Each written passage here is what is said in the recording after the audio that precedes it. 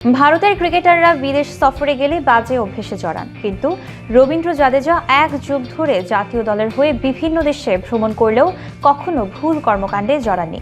নির্দিষ্ট কোনো খেলোয়াড়ের নাম না নিলেও জাদেজার স্ত্রী রিভাবার এই মন্তব্য ভারতীয় দলের ড্রেসিং রুমের আচরণ ও সামগ্রিক সংস্কৃতি নিয়ে সামাজিক যোগাযোগ মাধ্যমে আলোচনার জন্ম দিয়েছে। ভারতের গুজরাটের বিধানসভার সদস্য ও রাজ্য সরকারের প্রাথমিক, মাধ্যমিক ও বয়স্ক শিক্ষা বিষয়ক মন্ত্রী রিভাবা জাদেজা।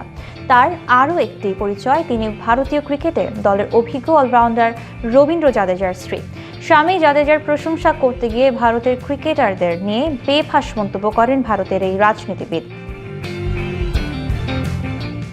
সামাজিক যোগাযোগ মাধ্যমে ছড়িয়ে পড়া একটি ভিডিওতে দেখা যায়, একটি জনসভায় দেয়া বক্তব্যে রিভাবা বলেছেন, আমার স্বামী ক্রিকেটার রবীন্দ্র জাদেজাকে লন্ডন, দুবাই এবং অস্ট্রেলিয়ার মতো অনেক দেশে ক্রিকেট খেলতে যেতে হয়, তবু আজ পর্যন্ত তিনি কোনো ধরনের আসক্তি বা কোনো বাজে অভ্যেসে জড়াননি, কারণ তিনি তার দায়িত্ব বোঝেন। দলের বাকিরা সবাই বাজে কর্মকাণ্ডে লিপ্ত হন, কিন্তু তাদের ওপর কোনো বিধি নিষেধ নেই।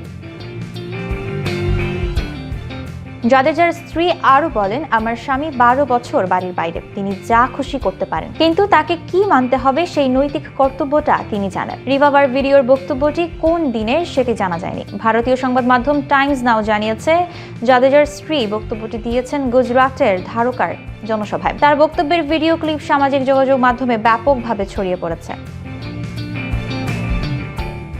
বিভিন্ন জনের বক্তব্যে উঠে আসছে ভারতের ক্রিকেটারদের বিদেশ সফরের বিভিন্ন আলোচিত ঘটনা।